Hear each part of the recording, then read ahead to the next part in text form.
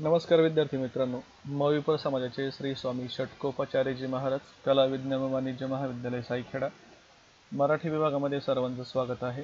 आपला वर्ग आहे FIBA प्रथम वर्ष कला।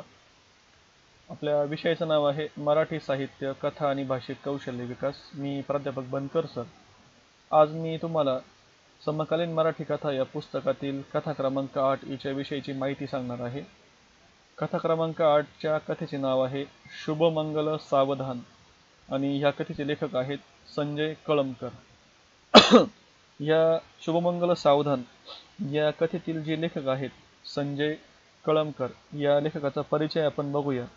मराठीतील लोकप्रिय कथाकार आणि वेगळ्या शैलीचे कथाकार किंवा कथाकथनकार म्हणून एक प्रभावी व्यक्ती म्हणून त्यांची ओळख आहे।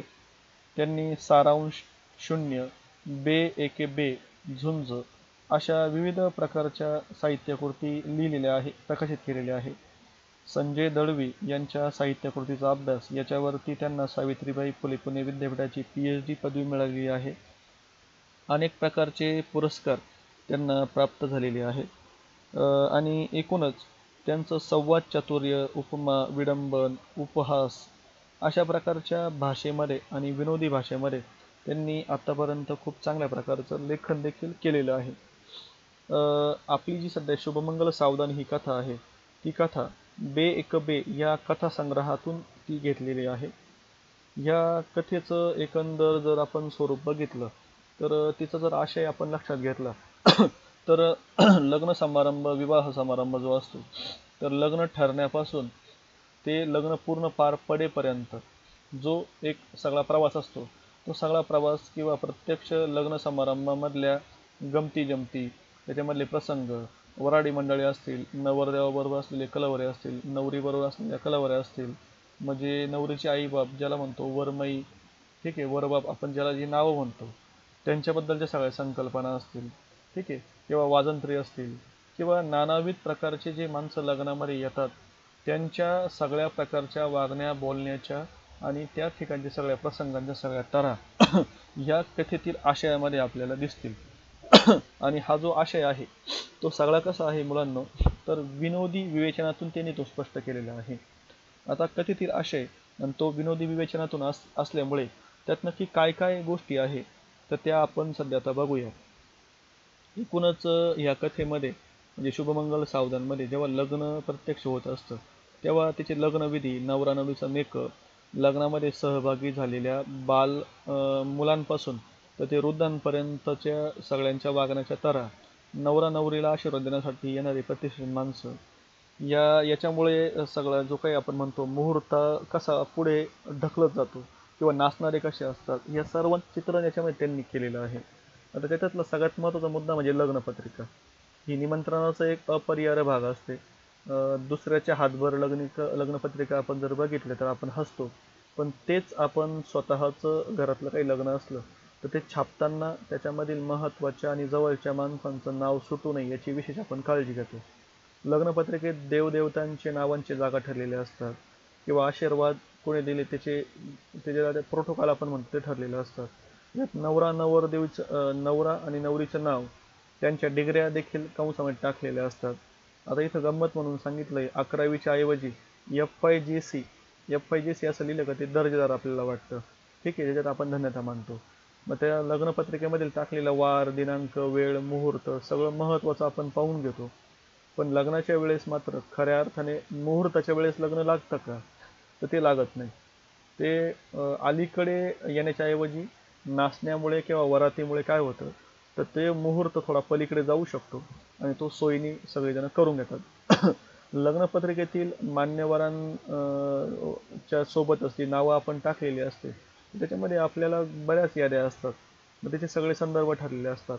मग कार्यवाहक कोण आहे, ठीक आहे, प्रेषक कोण आहे किंवा मग निमंत्रक कोण आहे किंवा मग आपल्या भावकीतले कोण आहे हे सगळेजण असतात। नंतर मग समजा आता आमच्या मामाच्या, मावशीच्या, ताईच्या लग्नाला यायचं अशा प्रकारे एक टीप असते आणि त्याच्यामध्ये बरेच मुलामुलींचे जे असतं तर नुसती गंमत किंवा नुसती लुडबुड अशा आशयाने अनेक प्रकारच्या मुलामुलींचे छोट्यांची नावं आपण टाकतो, ठीक आहे। आता हे सगळी पत्रिका भरगच्च झालेली असते आणि याच्यावर त्यांनी छान विवेचन केलेलं आहे। लग्नाच्या दिवशी जी गडबड वेगळी असते. म्हणजे समजा नवऱ्याचे रुसून बसणं, नवरीला जर दागिने नाही मिळाले तर तिचं रुसणं, किंवा वरमाईचा अपमान जर झाला तर तिच्या वेगळं काहीतरी अंगात येतं. शिवाय वरातीमध्ये नाचणाऱ्यांना जर नाचून दिलं नाही, त्यांचा एक वेगळाच तोरा असतो. ठीक आहे. मग नवऱ्या मुलीची पैठणी, मुलाचा सूट बूट, त्यांनी लावलेला गॉगल, ते घोड्यावरती बसणं, कट्यार जर असेल तर ते कट्यारच ते व्यवस्थित त्याला सांभाळता येत नाही. नवरीला तिचा जो काही लेंगा असेल, सगळे संदर्भ, साडी असेल, जड असते, तर ते सगळं व्यवस्थित त्याला म्हणजे ते सांभाळणं किंवा त्याची काळजी घेणं, याच्यामध्येच त्यांची खूप त्रेधा तिरपट उडालेली असते.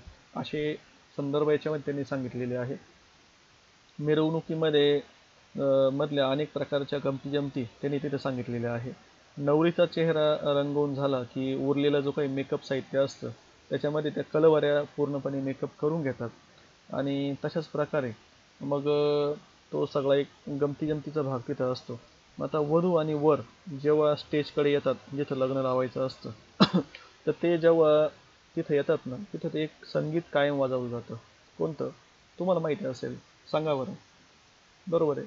बहारो फूल बरसाओ, मेरा मेहबूब आया है, हे गाणं हमखास लागणार म्हणजे लागणार. आता याच्यावरती जर एखादा चांगला पोक्त किंवा जर चांगला माणूस असेल तर तो शंका म्हणून विचारतो, नवरदेवाचं नाव काय? मग समजतं, समजा नवरदेवाचं नाव मनोहर आहे, विनोद आहे, काहीतरी वेगळं आहे. मग तो विचारतो की जर विनोद आहे, मनोहर आहे किंवा वेगळं नाव जर असेल तर मग हा मेहबूब नक्की कोण आहे? ठीक आहे ना. म्हणजे हा एक छान प्रकारचा विनोद तिथं आहे. मेहबूब हा प्रत्येक लग्नामध्ये हजर असतो, पण तो नेमका कोण हे कोणालाच माहीत नसतं. हा एक एक तिथं थोडंसं एक गमतीचा भाग आहे. मग आता नंतर लांबलचक मंगलाष्टक, तिथं लोक कंटाळतात. नंतर मग काही जण आशीर्वाद द्यायला येतात. मग ते आशीर्वाद देण्याच्या पद्धती फार छान असतात. आणि त्याच्यामध्ये जर आपण म्हटलं, जर कोणी राजकारणी लोक जर आशीर्वाद द्यायला आले तर तो कोणत्या पक्षाचा आहे त्यानुसार त्याच्या आशीर्वादाची पद्धत ठरलेली असते. ठीक आहे ना. आणि याच्यामध्ये बराच वेळ तिथे जातो आणि लग्नाला आलेली माणसं तिथं खूप वैतागतात, काही जण शिव्या पण देतात. मग जेवणाला सुरुवात होते. खेड्यातल्या लग्न समारंभामध्ये, शहरातल्या लग्न समारंभामध्ये बफेची काय काय गंमत असते, वाढणारे कसे वाढतात, बफेमधले काय काय संदर्भ असतात, या सगळ्या गोष्टी तिथं छानपैकी मांडलेल्या आहेत. नंतर इकडं जेवणं चालतात, विधी चालतात, नवरदेव नवरीचे फोटो चालतात आणि मग फोटो काढताना नवरा आणि नवरीच्या मनाने कोणाला फोटो नाही काढता येत, फोटोग्राफर जसं सांगेल तसं आज्ञाधारकपणे दोघांना पण ते सगळ्या गोष्टी करावं लागतात. हातात हात घ्या, डोक्याला डोकं लावा, असे उभे राहा, हे करा. मग ते सगळ्या गमती जमती तिथे तुम्ही बघितलेल्या असतील आणि ते सगळं विनोदी शैलीत या कथेमध्ये त्यांनी मांडलेलं आहे. लेखक लग्नातल्या चेहऱ्यातली विविधता नोंदवतात. नवरदेवाचे वडील म्हणजे कसं आहे, अनुदान मिळालेल्या मुख्याध्यापकासारखे ते असतात. नवी साडी नेसून विनाकारण धावपळ करते ती वरमाई. असिस्टंट शिक्षिकेसारखी किंवा रडवेल चेहऱ्याची असते ती वधूमाय, म्हणजे वधूची आई, नवरीची आई. स्वतःच्या लग्नाचे मार्केटिंग करणाऱ्या कलावऱ्या. आता ह्याचं झालं आमच्या मैत्रिणींचं, आता आम्ही लग्नाचे आहोत असं ते सांगतात. आता जर मग मुलं असतील तर मग याचं लग्न झालं, आता माझं कधी होईल अशा चिंतेमध्ये असणारे कलवरे. किंवा मग आता जे पोक्त किंवा थोडेसे चांगले व्यक्ती असतात तर ते काय म्हणतात, झालं आता एकदाचं, परत दुसऱ्याचं पण वाटोळं झालं. अशा भाव आणणारे काही माणसं तिथं असतात. म्हणजे प्रत्येकाच्या लग्नातले दृष्टिकोन वेगवेगळे असतात. धार्मिक विधीमध्ये पुढचा दिवस सरतो. नवरीला वाटा लावण्याचा कार्यक्रम आहे आणि तो नवरीला वाटा लावताना जो रडण्याचा प्रसंग आहे ना, तर सगळेजण फक्त नवरीसाठीच रडतात का? तर लेखक इथं म्हणतो, कुणाला चांगली साडी नाही मिळाली, कुणाचा अपमान झाला, कुणाच्या मनासारखं नाही झालं, कुणाला मानपान नाही मिळालं, मग त्याचे अश्रू त्याच्यामध्ये पण त्याच्यामध्ये असतात. म्हणजे ह्या गोष्टींसाठी सुद्धा काहींचे अश्रू असतात.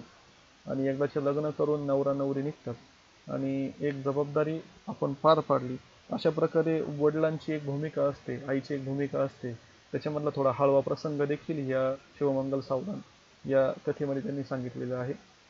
नवरा नवरी गाडीमध्ये बसतात तेव्हा कलावरे, तलवारी, तो सगळा प्रसंग, भरगच्च गाडी, निरोप देण्याची गर्दी, टाटा बाय बाय, हे सगळे संदर्भ त्यांनी मांडलेले आहे. आणि इथं वडिलांबद्दलचं एक संदर्भ दिलेला आहे की मुलीला कन्यादान करून पाठवून दिलं म्हणजे एक मोठं कर्तव्य पण पार पाडलं. आपली मुलगी आपल्यापासून लांब पण चालली आणि मुलगी निघून गेल्यानंतर लग्नानंतर जे देणेदारी असते पैशांची प्रत्येकाची, तर ही पण जबाबदारी त्याच्यावरती शेवटपर्यंत असते. आणि तो एक संदर्भ तिथं त्यांनी एक सांगितलेलं आहे. म्हणजे एकूणच काय, तर एकूणच कथेमधील जी काही भाषा, संदर्भ किंवा सगळे प्रसंग आहेत ना, तर त्या त्या विनोदी प्रसंगानुसार त्या त्या घटनेनुसार कथेतील भाषा आलेली आहे या शुभमंगल सावधानांमध्ये. तर म्हणजे समजा आता कथेतील भाषा समजा आहे, तर इथं समजा जर एखादा राजकारणी जर शुभेच्छा द्यायला आला आणि तो जर समजा काँग्रेसचा माणूस असेल, तर त्यांनी सांगितलं तर पंजाचं महत्त्व काय, हाताचं महत्त्व काय, असा आधार घेऊन तो काय करतो, तर तिथं शुभेच्छा देतो. समजा एखादा ज्याला आपण म्हणतो की शिवसेनेचे जर एखादे कोणी राजकारणी आले, तर ते लग्न म्हणजे धनुष्यातून एक सुटलेला बाण, ठीक आहे ना, किंवा धनुष्य म्हणजे ते पेलता आलं पाहिजे, ते वापरता आलं पाहिजे, अशा प्रकारची वाक्यरचना तिथं येऊ शकते. समजा एखादा जर सांगत असेल की आपण आपल्या पायावर उभं राहिलं पाहिजे, आपण आपली प्रगती केली पाहिजे, तर लेखक इथं म्हणतात की तो व्यक्ती अपक्ष असतो, तो कुठल्याही पक्षाचा माणूस नसतो. समजा भाजपाचा एखादा आले तर तो सन्माननीय व्यक्ती असं म्हणेल की कमळासारखं तुमचं आयुष्य फुलावं, कमळासारखं तुमचं आयुष्य मोहक व्हावं. अशा प्रकारच्या शुभेच्छा देण्यामध्ये म्हणजे ती कथेमधील भाषा कशी वापरली आहे, तर कथेमधील कोणकोणता प्रसंग कशा कशा प्रकारचा आलाय त्यानुसार ती सुंदर भाषा त्यांनी तशी वापरलेली आहे. आणि विनोदी प्रकारची भाषा, विनोद शैलीने, मार्मिकतेने, थोडं उपरोधिक अशा प्रकारची भाषा या कथेमध्ये त्यांनी मांडलेली आहे. या कथेच्या जो काही समारोप आहे म्हणजे एकंदर सर्वसमावेशकता जी काही आहे, तर ती हीच आहे की लग्न म्हणजे काय, तर रूढी परंपरा, हाऊस मौस आणि अनावश्यक ज्या काही गोष्टी असतील किंवा अनावश्यक खर्च असतील, अनावश्यक काही बाबी असतील, तर ते सगळे संदर्भ त्यांनी याच्यामध्ये चित्रित केलेले आहे. आणि एकूणच लग्न समारंभ याच्यामधले एक जे म्हणतो आपण की मनाला भेटणारे पण काही अनुभव आहे, अनावश्यक पण काही अनुभव आहे, काही विनोदी पण अनुभव आहे, काही मनाला थोडंसं ज्याला म्हणतो आपण की रडवणारे पण काही अनुभव आहे. तर अशा सगळ्या प्रकारच्या गोष्टी याच्यामध्ये काय केलेल्या आहे, त्याच्यामध्ये त्यांनी मांडलेल्या आहेत आणि मिश्किलपणे त्यांनी ते सगळे संदर्भ सांगण्याचा त्यांनी प्रयत्न केलेला आहे. अशा प्रकारची शुभमंगल सावधान ही एक आगळी वेगळी कथा तुम्हाला नक्कीच ही आवडेल. ही कथा तुम्ही व्यवस्थित वाचा, समजून घ्या आणि याच्यावर जर काही प्रश्न आले तर ते व्यवस्थित तुम्ही सोडवा. इथं आपण थांबूया. सगळ्यांना धन्यवाद.